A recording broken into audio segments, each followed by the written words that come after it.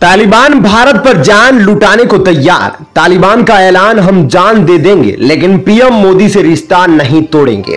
भारत के जखीरे में शामिल हुई टारगेट पीछे पड़ जाने वाली मिसाइल, जब तक दुश्मन मारा नहीं जाएगा तब तक यह नहीं रुकेगी। दोस्तों, भारतीय सेना के लिए हथियारों का निर्माण करने वाली कंपनी डीआरडीओ पिछले महीने से चीन की बेचैनी को बढ़ा रखा है। वहीं पाकिस्तान का ब्लड प्रेशर हाई हो रहा है। पिछले कुछ दिनों से भारत ने इतनी मिसाइलों के परीक्षण किए हैं कि चीन और पाकिस्तान गिनती भी नहीं लगा पा रहे हैं। तो अब ऐसी खामोशी के साथ भारत के डीआरडीओ ने फिर एक बड़ी मिसाइल का सफल परीक्षण किया है। यह मिसाइल दुश्मन के पीछे पड़ जाती है और जब तक दुश्मन का टारगेट तबाह नहीं हो जाता तब तक यह मिसाइल ना तो रुकती है, ना ही दुश्मन को आगे बढ़ने का मौका देती है। दोस्तों, इस खबर के बारे में हम आपको विस्तार से बताएंगे कि किस मिसाइल का परीक्षण किया गया है, यह मिसाइल कितने किलोमीटर तक मार करने में सक्षम होगी और कब तक इस मिसाइल को भारतीय सेना के पास पहुंचा दिया जाएगा।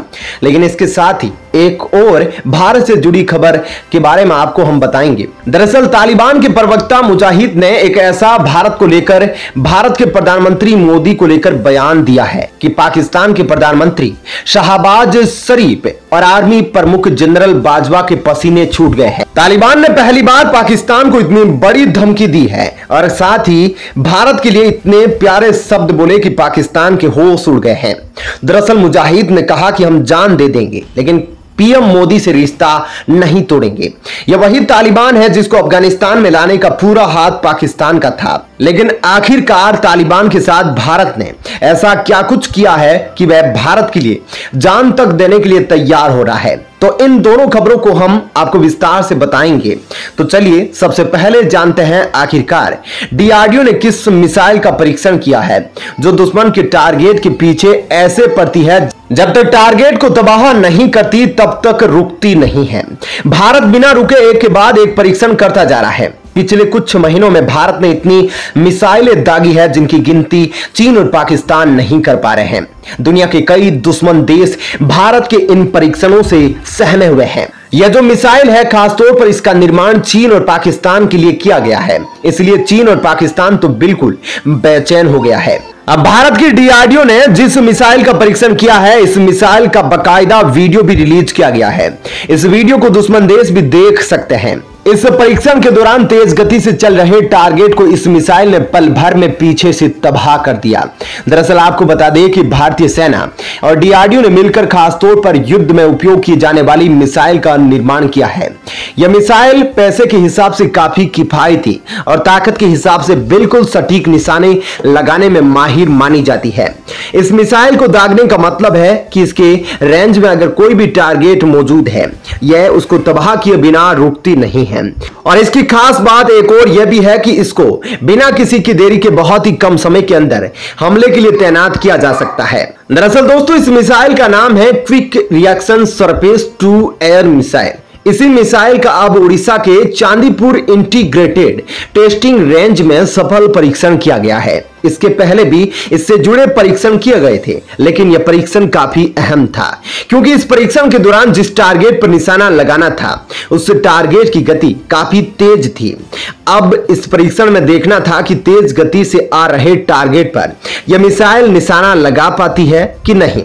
लेकिन जैसे ही इस मिसाइल को टारगेट पर छोड़ा गया, कुछ ही सेकंडों में उस टारगेट को तबाह कर दिया गया। अब इसके परीक्षण के वीडियो देखकर चीन और पाकिस्तान में खलबली मचना शुरू हो गई है क्योंकि भारत खासतौर पर मिसाइलों का निर्माण ही चीन और पाकिस्तान के लिए करता है। इन मिसाइलों की रेंज 3 से 30 किलोमीटर के बीच है। भले ही इनकी रेंज कम है, लेकिन इस रेंज में आने वाला कोई भी टारगेट इससे बच नहीं सकता। इन मिसाइलों का उपयोग दुश्मन सीमा के 30 किलोमीटर तक घुसकर मार किया जा सकता है।